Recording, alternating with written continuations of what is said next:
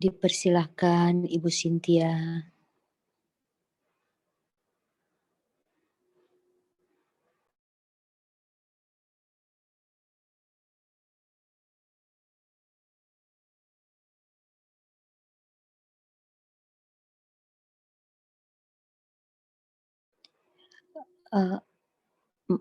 Ibu Cynthia, bisa tolong di-unmute?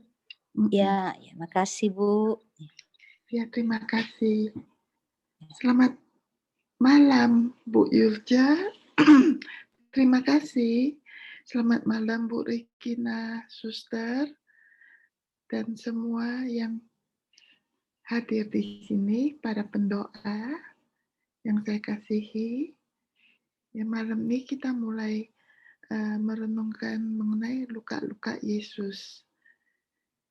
Jadi dalam doa-doa ini begitu indah untuk merenungkan apa arti dari setiap luka-luka tersebut. Di sini kita perlu mengerti, sebentar ya. Kita perlu mengerti ya, dari luka-luka Yesus yang Yesus mohonkan kita renungkan setiap waktu di dalam jam kerahiman khususnya, di jam suci khususnya ya, setelah pesan itu diberikan kepada Santa Faustina. Jadi ini dari catatan buku hariannya Santa Faustina ya, di nomor 1184 dan 1512. Jika menurutmu penderitaanmu melebihi kekuatanmu, renungkan luka-lukaku. Jadi di sini jelas Yesus meminta kita semua, kalau kita menerima penderitaan yang begitu besar, yang melebihi kekuatan kita ya, jadi kita disuruh renungkan luka-lukanya. Itu tidak saya bacakan karena terlalu panjang ya, ada di nomor 1184 dan 1512. Jadi kita sangat bersyukur kalau malam berikutnya akan kita masuk dalam renungan luka-luka Yesus. Jadi ini ada bacaan dari kitab Ulangan bab 31 ayat 6 ya. Kuatkanlah dan teguhkanlah hatimu, janganlah takut dan jangan gemetar karena mereka. Sebab Tuhan Allahmu, Dialah yang berjalan menyertai engkau. Ia tidak akan membiarkan engkau dan tidak akan meninggalkan engkau. Jadi Yesus, Tuhan telah menjanjikan, bila kita berjalan menyertainya, Ia tidak akan membiarkan dan tidak akan meninggalkan kita sekejap pun ya. Jadi kita harus percaya dengan kata-kata yang telah tertulis di dalam Alkitab ini.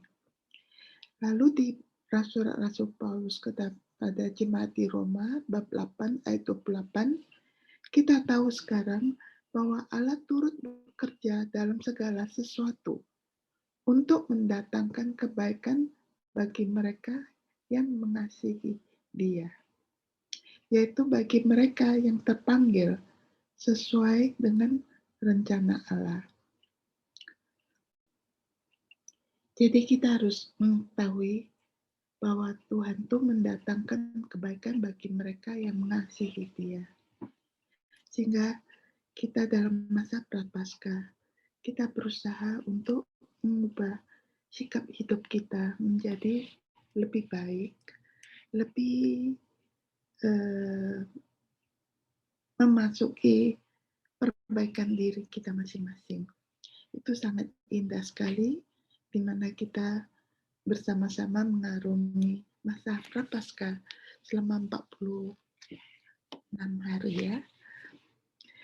Duduk dengan tenang di bawah sinar sakramen Maha Kudus, merenungkan luka-luka Kristus. Jadi biasanya kita kan diminta untuk selalu menghadiri sakramen Maha Kudus. Di sana kan kata Yesus, tepat jam 3 kalau kita bisa usahakan berada di sakramen Maha Kudus, berhentilah sekejap di sana dan renungkan luka-lukanya. Ini adalah meditasi yang berkembang hingga hari ini sejak pesan yang diberikan khusus kepada Santa Faustina pada jam kerahiman. Ini mengingatkan kita bahwa kita ini berjalan di jalan Kristus ya. Jadi banyak jebakan yang membayangi kita, jalan-jalan yang sempit, terkadang kasar, curam ya, terkait dengan penderitaan, di mana kita harus mengalami banyak penderitaan dalam hidup kita. Jadi meditasi tersebut mengandung pemahaman bahwa memang mungkin bagi kita untuk bertahan, tetapi hanya melalui jasa luka Yesus. Belas kasih dan anugerah diminta karena itu penting bagi kita sebagai penerima dan pemberi. Jadi kita harus meminta anugerah untuk bisa menahan dalam penderitaan-penderitaan tersebut. Seperti dikatakan Yesus, Ia tidak memberikan melebihi beban kita yang bisa kita pikul ya. Jadi kalau Santo Johannes dari Vianney mengatakan bahwa mengapa tidak kita mencintai salib kita dan memanfaatkannya untuk membawa kita ke surga.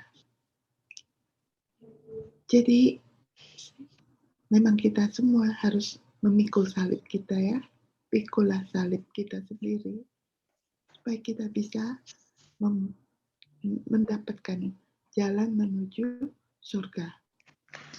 Jadi dikatakan Santo Johannes Vianney ini di bawah pemerasan anggur di kayu salib ya, jiwa kita menghasilkan jus yang memberi makan dan menguatkan kita. Kita tidak mendapatkan salib, kita merasa kering. Jadi itu memang sungguh benar kalau kita tidak mengalami penderitaan hidup kita melalui penderitaan-penderitaan yang kita terima. Setelah kita bisa menikmati arti penderitaan tersebut, kita akan mengatakan itu sungguh indah. Karena kita diberi kesempatan untuk mengenal Tuhan Yesus lebih mendekat, karena di sini dikatakan kita renungkan penderitaan Yesus sendiri di kayu salib ya. Jadi di sini Yesus yang bangkit tidak muncul tanpa luka-lukanya. Jadi Yesus bangkit, tapi tetap ada luka-luka di tangan yang diperlihatkan kepada Saint Thomas ya. Saint Thomas mengungkapkan kepenuhan imannya. Itu ada di bab Yohanes bab 20 ayat 24 sampai 28. Kesulitan dan penderitaan pribadi dan kolektif kita menemukan makna melalui luka-luka Kristus. Jadi ini bab 20 ayat 24 sampai 28. Saya bacakan sedikit ya. Tetapi Thomas, seorang dari ke-12 murid itu, yang disebut Didimus, tidak ada bersama-sama mereka ketika Yesus datang. Maka kata murid-murid yang lain itu kepadanya, kami telah melihat Tuhan. Tetapi Thomas berkata kepada mereka, sebelum aku melihat bekas paku pada tangannya, dan sebelum aku mencucukkan jariku ke dalam bekas paku itu, dan mencucukkan tanganku ke dalam lambungnya, sekali-kali aku tidak akan percaya. Jadi 8 hari kemudian murid-murid Yesus berada kembali dalam rumah itu dan Thomas bersama dengan mereka. Sementara pintu terkunci, Yesus datang dan ia berdiri di tengah-tengah mereka dan berkata, "Damai sejahtera bagi kamu." Kemudian ia berkata kepada Thomas, "Taruhlah jarimu di sini dan lihatlah tanganku. Ulurkanlah tanganmu dan cucukkan ke dalam lambungku, dan jangan engkau tidak percaya lagi, melainkan percayalah." Kata Yesus kepadanya, "Karena engkau telah melihat aku, maka engkau percaya. Berbahagialah mereka yang tidak melihat, namun percaya." Jadi ini bacaan selalu dipakai pada Minggu Pesta Kerahiman Ilahi. Sudah dipakai dari zaman dulunya sampai saat ini. Jadi ini dipakai sebagai 8 hari kemudian. Berarti apa? Kita menjalankan novena Kerahiman Ilahi dari Jumat Agung. Maka Yesus muncul lagi pada hari Pesta Kerahiman Ilahi kepada murid-muridnya. Bacaan ini selalu dipakai ya untuk Minggu Pesta Kerahiman Ilahi. Sementara Paus kita, Paus Francis juga mengatakan di Chili ya pada tahun 2018 ya, Januari, menjelaskan, "Kami tidak diminta untuk mengabaikan atau menyembunyikan luka kami. Gereja yang memiliki luka dapat memahami luka dunia saat ini dan menjadikannya miliknya. Menderita bersama luka, menemani dan berusaha menyembuhkannya." Itu untuk dunia ya. Gereja yang terluka tidak menjadikan dirinya pusat dari segala sesuatu. Tidak percaya bahwa dia sempurna, tetapi menempatkan dia, Yesus ya, yang dapat menyembuhkan luka-luka itu, yang namanya adalah Yesus Kristus. Kepausan Bapak Suci dengan mantap mengangkat tema belas kasih. Dia mempraktekkan apa yang dia khotbahkan pada pertengahan Maret tahun 2018. Selama refleksi Angelus hari tersebut, dia menganjurkan devosi kuno merenungkan 5 luka Kristus, masing-masing tangan, setiap kaki, dan sisinya.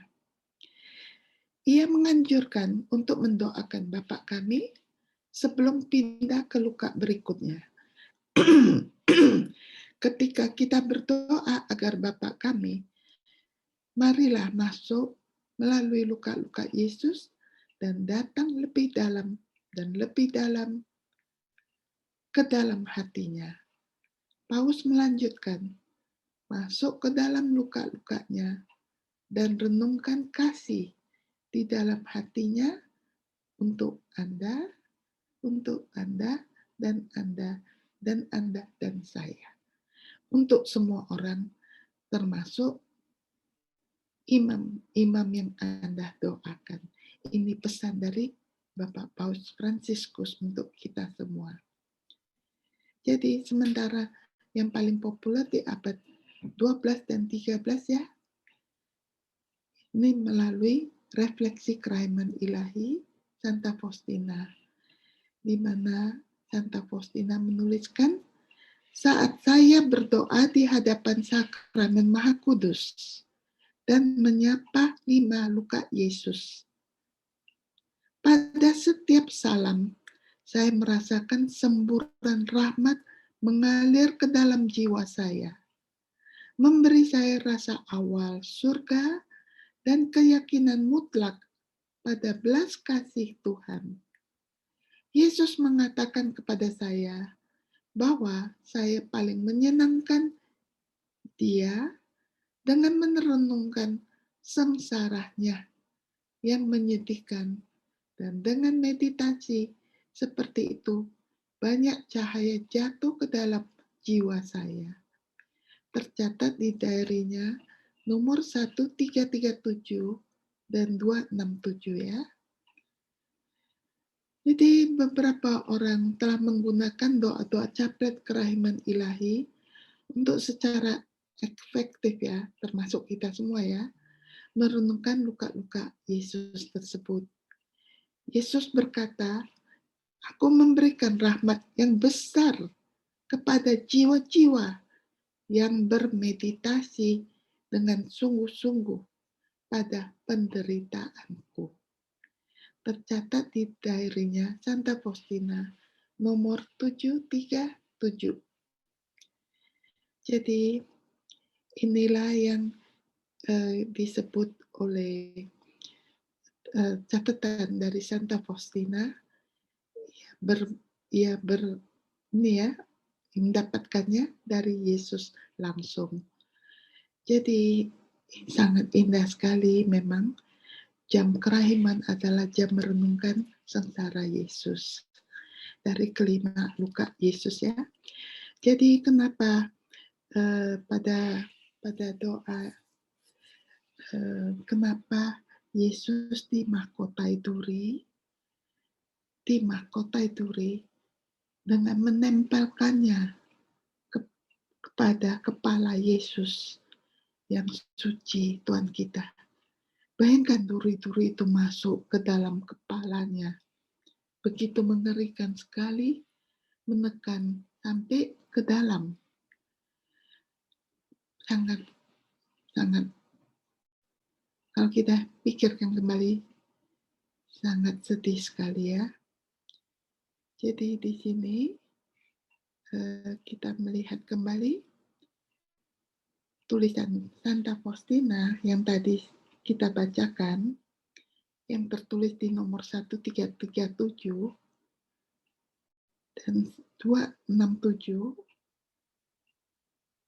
Mungkin saya bacakan sebentar yang di nomor, saya bacakan sebentar supaya bisa sama-sama menyelami ya.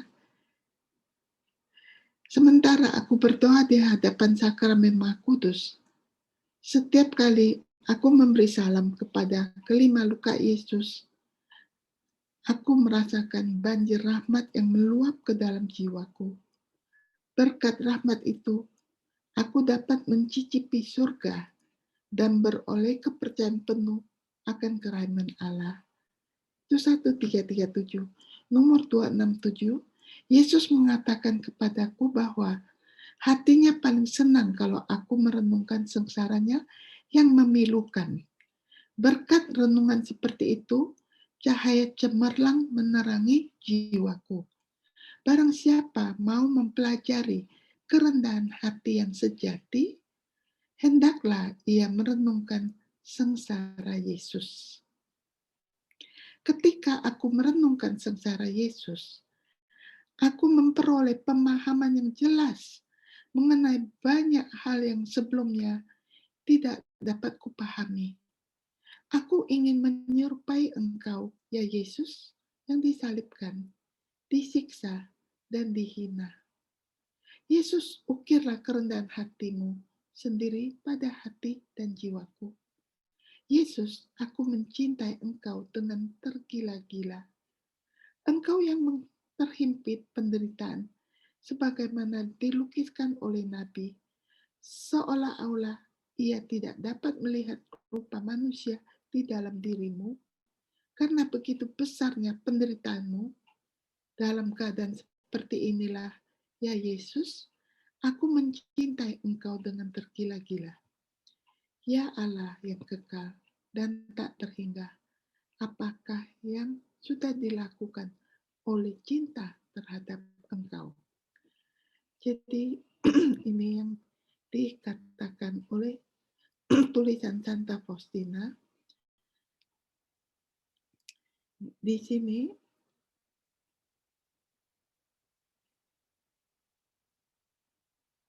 Yesus tidak hanya puas dengan hanya memberitahu bahwa Dia mengasihi kita. Dia diminta, Yesus ya, untuk menunjukkan arti cintanya dan turun dari tahtanya. Rela mati untuk membuktikan cinta itu. Kita hanya bisa mengagumi sejauh mana keilahian harus berusaha keras untuk menunjukkan maksudnya. Saat kita memasuki musim Prapaskah lebih mendalam ya, kita menghormati ingatan akan darah yang dicurahkan secara bebas untuk keselamatan kita. Tanta Faustina mencatat dalam buku hariannya, rahmat belas kasih yang ada bagi kita karena kita terus-menerus mengingat dan belajar lebih banyak dari hasratnya ya. Yesuslah yang mengatakan kepadanya, jika menurutmu penderitaanmu melebihi kekuatanmu, renungkan luka-lukaku. Jadi meditasi atas luka-lukanya menyenangkan Yesus dan bermanfaat bagi kita semua juga. Ini dengan sendirinya dapat memotivasi kita untuk merenungkannya. Belas kasihnya termanifestasi dalam luka-luka tersebut sejak ia mengorbankan dirinya untuk dosa-dosa kita dan dosa-dosa yang dilakukan oleh lain-lain terhadap kita. Salah satu cara yang terbaik kita telah membantu menghargai luka-luka Yesus dengan merenungkan kembali sambil berdoa. Koronka ketika merenungkan makna dari luka suci tersebut, kita memperdalam penghargaan kita tentang apa yang Tuhan kita harus tanggung dari kehidupan doa yang apa yang Tuhan kita harus tanggung, dan kehidupan doa kita itu akan sangat diperkaya. Jadi dengan merenungkan luka-luka suci, kita memperdalam penghargaan kita ya tentang apa yang Tuhan kita tanggung dalam penderitaannya. Itu akan memperkayakan kehidupan doa kita. Yesus berkata, hanya sedikit jiwa yang merenungkan sengsaraku dengan perasaan yang benar. Aku memberikan rahmat yang besar kepada jiwa-jiwa yang dengan taat bermeditasi pada sengsaraku. Di catatan harian nomor 737. Mengingat tantangan oleh Yesus, kita memiliki motivasi yang lebih besar untuk mendoakan Koronka dengan kesadaran yang lebih baik tentang isinya. Ketika kita fokus pada kenyataan luka-lukanya, kita bisa mendoakan Koronka dengan semangat yang lebih besar. Setiap luka mungkin memiliki arti tersendiri bagi kita. Refleksi berkelanjutan tentang apa yang Yesus tanggung dapat memungkinkan kita untuk membuat hati dan pikiran kita diyakinkan oleh pesan yang coba dikomunikasikan oleh Tuhan kepada kita. Kita mengizinkan diri kita sendiri lebih mengenal penderitaannya untuk terus menghormati pengorbanan pribadinya Yesus yang besar bagi kita. Dengan demikian, pengalaman doa yang rutin dapat diubah menjadi permohonan yang lebih dalam tentang tujuan Tuhan dalam menanggung setiap luka-lukanya. Mahkota duri dikenakan pada Yesus sebelum penyalibannya. Kita dapat memulai meditasi pada bagian pengorbanannya ini. Kita pikirkan banyak luka yang disebabkan oleh duri. Ini nyata, bukan hanya simbolis. Rasakan bagaimana duri itu masuk ke kepala kita. Perhatian kita tertuju pada kesadaran bahwa Yesus tidak menyelamatkan kita hanya dengan ajarannya. perhatikan ini, kita melihat bagaimana dia menanggung penghinaan yang ditimpakan oleh tentara Romawi. Suatu penghinaan di mana dia dikasihkan mahkota duri. Bayangkan bagaimana penghinaan itu luar biasa. Dia dipaksa untuk memakai mahkota duri yang memalukan, yang mengejek kerajaan dan otoritasnya atas kita semua. Rasanya malu sekali dipakai mahkota duri, seolah-olah inilah mahkota kerajaanmu. Kita dapat mengenali dalam ejekan para tentara terhadap Yesus, keinginan kita untuk mencapai otoritas kita sendiri dan memiliki cara kita sendiri. Jadi kita yang membuat Yesus, kita yang memaksa Yesus untuk memakai mahkota durinya. Karena perbuatan kita sendiri, kita harus memahami setiap bagian-bagian penderitaan Yesus adalah akibat dari dosa-dosa kita. Saat merenungkan luka-luka suci di kepala Tuhan kita, kita tetap kagum bahwa dia menerima hukuman karena kehidupan pikiran kita yang penuh dosa. Banyak orang tidak menyadarinya. Tidak pernah menyadari akan betapa sangat tidak pantas dari perbuatan kita yang memakai Yesus sendiri. Penerimaan Yesus atas setiap duri memberi kita kesadaran yang meyakinkan bahwa ada konsekuensi dosa yang dilakukan dalam pikiran kita. Jadi penerimaannya ya, penerimaan Yesus atas setiap duri. Mahkota duri kan banyak durinya. Jadi setiap duri itu memberikan kita kesadaran. Sorry ya. Yang meyakinkan bahwa ada konsekuensi dosa yang dilakukan dalam pikiran kita. Dalam Injil Matius bab 15 ayat 19 kita membaca, dari pikiran berasal dari rancangan jahat, pembunuhan, perilaku zina, percabulan, pencurian, saksi palsu, penghujatan.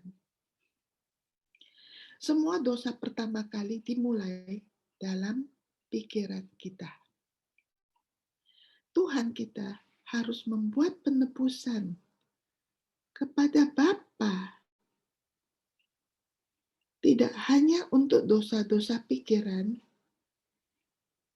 tetapi juga untuk penyerahan kita pada dosa-dosa ini. Itu ada di diarinya Santa Faustina nomor 741. Setiap duri melambangkan kesempatan lain untuk bersyukur pada Yesus karena telah menanggung semua ini untuk kita sementara kita terus berdoa. Jadi setiap duri itu melambangkan kesempatan lain untuk kita bersyukur pada Yesus ya, karena telah menanggung semua ini untuk kita, sementara kita berdoa demi penderitaannya yang menyedihkan, kasihanilah kami dan seluruh dunia. Dengan cara yang sama, Yesus menderita kesedihan karena dosa orang-orang yang secara salah menuduh kita atas dosa dan pelanggarannya sendiri. Jadi ada dosa orang yang menuduh ya, secara salah menuduh kita atas dosa dan pelanggarannya sendiri. Penilaian negatif ini harus ditebus. Tuhan Yesus mencintai orang-orang yang membuat tuduhan ini dan mengambil ke atas dirinya kesedihan dan kesedihan yang disebabkan oleh dosa-dosa ini bagi kita. Luar biasa Yesus ya. Orang lain yang membuat luka pada diri kita, Yesus menanggung dosa-dosa mereka untuk kita. Tuhan Yesus juga mencintai orang-orang yang membuat tuduhan itu dan mengambil ke atas dirinya kesedihan dan kesedihan dari kita ya, yang disebabkan oleh dosa-dosa ini bagi kita.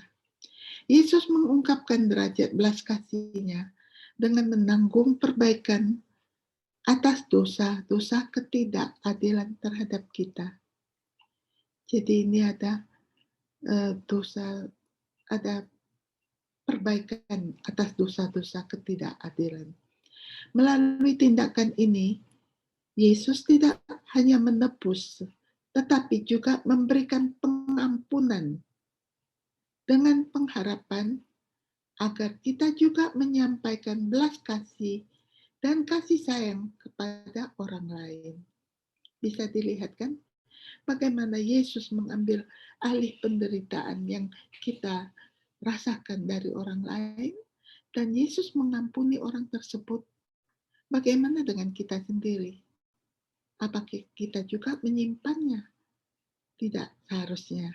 Kita juga harus mengikuti cara Yesus, di mana kita telah diselamatkan, telah disembuhkan, maka kita juga harus mempunyai belas kasih dan kasih sayang, serta mengampuni orang-orang yang telah menyakiti kita. Ini di hari ini adalah lebih fokus. Kemarin kan kita diminta untuk mencintai Yesus dengan segenap hati, dengan segenap jiwa, dengan segenap pikiran, dan dengan segenap kekuatan kita. Hari ini, dari penderitaan yang kita belajar ini, kita diminta untuk belajar mengampuni. Bagaimana kita mengampuni, forgiving, okay? Bagi banyak dari kita, benar-benar bisa mematikan diri sendiri ya. Kita menunjukkan belas kasih dengan tidak hanya memaafkan, tetapi secara simbolis mati dengan gagasan membalas dendam atau memberitahu orang lain tentang pengalaman kita sendiri. Belas kasih memaafkan yang tidak termaafkan. Perhatikan kata-katanya. Belas kasih memaafkan yang tidak termaafkan. Karena kadang di mulut kita bisa berucap, oke, saya akan memaafkannya. Ya karena kita diminta mengikuti jalan Yesus kan. Mengikuti ajaran Yesus. Kita katakan dari mulut kita memaafkan. Tetapi di balik dari itu, kita masih menyimpan, tidak lupakan. Dan kita masih bisa mengungkapkan cerita-cerita tersebut pada orang-orang lain saat kita mau curhat. Nah, ini tidak baik. Begitu selesai persoalan, kalau Yesus telah memaafkan kita, kita juga harus bisa langsung mengampuninya dan tidak menyimpannya lagi. Kalau kita telah memaafkan, kuncinya, rumusnya, memaafkan juga harus melupakan. Ingat, banyak orang mengatakan, saya memaafkan, tapi tidak bisa melupakan. Karena itu telah tergores, sudah menjadi bekas ya. Jadi mereka mengatakan, saya betul-betul sudah memaafkan. Tapi ingatan itu tetap ada dan tidak bisa dihilangkan. Sebenarnya menurut saya, sungguh-sungguh kalau kita memaafkan, sungguh-sungguh itu akan hilang dari pikiran kita. Dan kita nggak bisa mengingatnya kembali. Itu sebuah anugerah, sungguh luar biasa.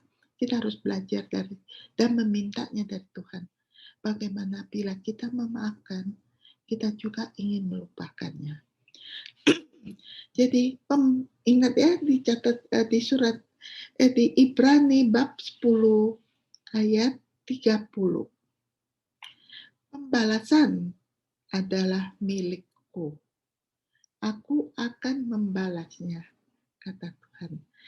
Tetapi bagaimana jika kita tidak memaafkan? Apa konsekuensi dari kebencian, kemarahan, dan keinginan kita untuk membalas dendam? Banyak orang yang terbebani dengan kepahitan dan ketidakmaafan, kehabisan energi memberi kehidupan, akhirnya sikap ini bisa menyebabkan keputusasaan.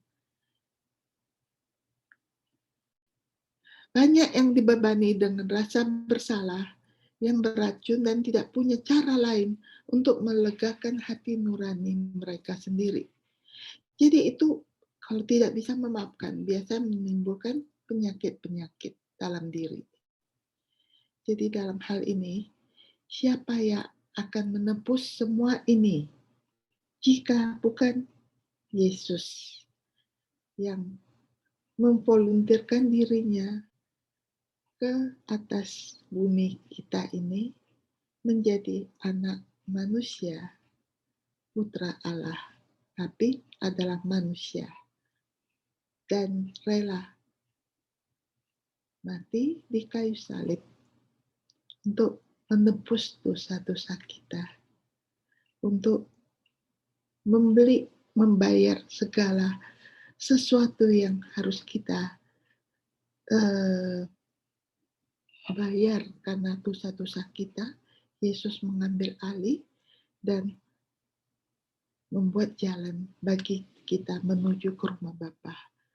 Jadi dalam hal ini, pantaskah kita bernegosiasi kepada orang-orang yang membuat sakit hati kepada kita?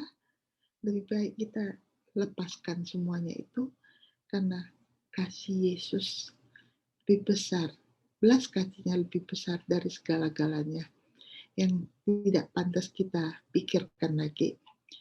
Jadi saya kira ya, mungkin di saat-saat kita menjelang, kita bayangkan diri kita sendiri ya, saat-saat kita menjelang di akhir kehidupan kita, momen-momen terakhir sebelum kita meninggalkan dunia ini, dalam kesakitan, dalam penderitaan itu semua, masih layakkah diri kita berpikir kepada orang-orang yang menyakiti kita, orang-orang yang membuat kita menderita?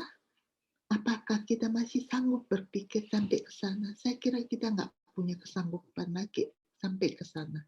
Pasti kita melulu berpikir Tuhan, kepada Tuhan dengan penuh pengharapan supaya kita diselamatkan, supaya kita disembuhkan. Tidak jasmani, tapi rohani kita seharusnya kita mohon Tuhan untuk disembuhkan.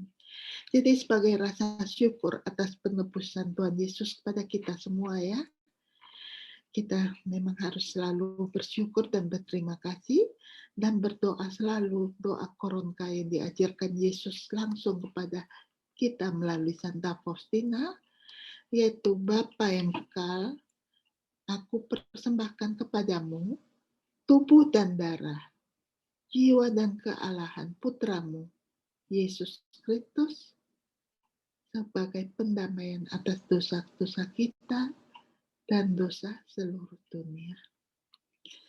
Ya, inilah bagian yang bisa saya sharingkan untuk malam ini. berhubung saya harus ada Zoom pada jam 6 nanti, saya selesaikan dulu sampai sini untuk malam ini. Terima kasih. Saya kembalikan kepada Ibu Yud. Oh, satu saya ingin mengatakan, Mami sangat berterima kasih. Dia begitu penuh sukacita dan dia ingat semuanya yang saya bertanya. Kenal nggak sama si Bu Regina? Oh, dia langsung ingat. Papa Yanto.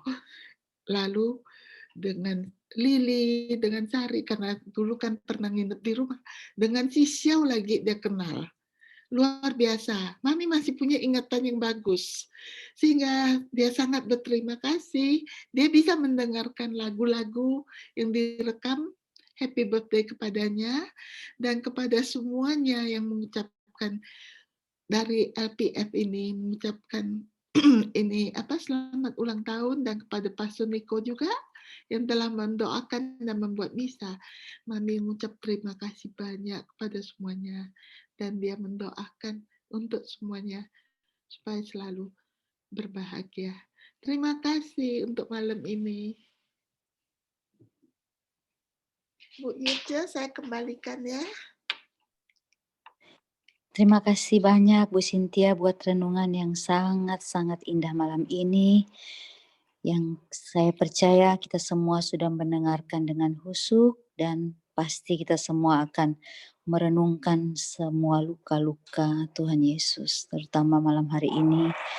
Dan itu pasti akan membawa rahmat yang besar dalam kehidupan kita. Ibu Cynthia, terima kasih banyak Bu. Mungkin Ibu sudah mau bersiap-siap untuk ikut acara selanjutnya. Dari kami semua, kami doakan Ibu agar segala sesuatu dilancarkan sepanjang hari ini. Jadi bagaimana Bu, apa kita tutup doa renungan malam ini? Ya, silakan. Terima kasih Bu Yurja. Sama-sama Bu Cynthia.